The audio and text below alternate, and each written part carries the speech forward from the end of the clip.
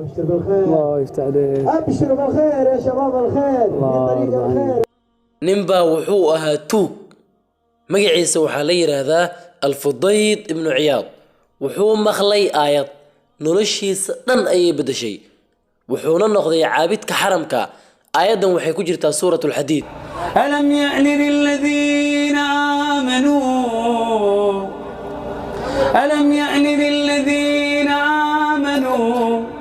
an takhsha'a qulubuhum لذكر الله وما نزل من الحق miyayna u dhowaanin kuwa xaq rumeeyay inay u qushuucdo quluubtoodu xusida eebe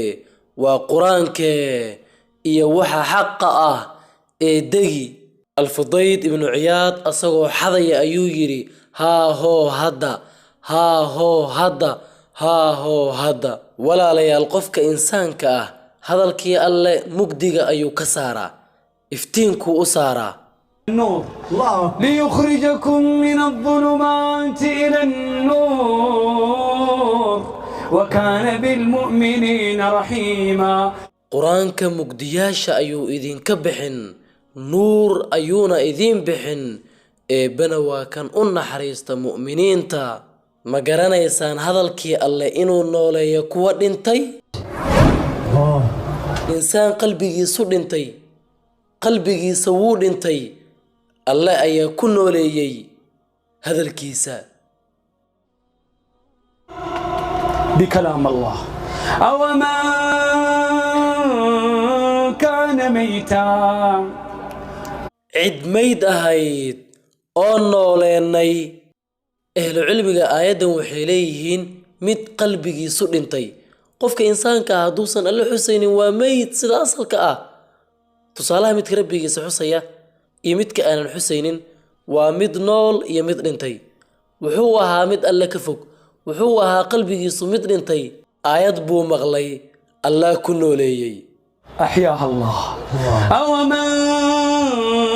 كان ميتا فأحييناه وجعلنا له نورا يمشي به في الناس كمن مثله في الظلمات ليس بخارج منها كذلك زين للكافرين ما كانوا يعملون cid mayd ahayd oo nooleenay oon u yeelay nuur oo ku dhex socda dadka ma la midbaa mid mugdi ku sugan oon ka baxayn saasaana loogu qurxiyey gaaladu waxay falayeen الله يفتح عليك. إليك عدت من سراب فيه تهت وعلى وجهي شظايا ندم فيه انتهيت وتلاشت في زوايا خالدي أن سريت فإذا أبكي أرى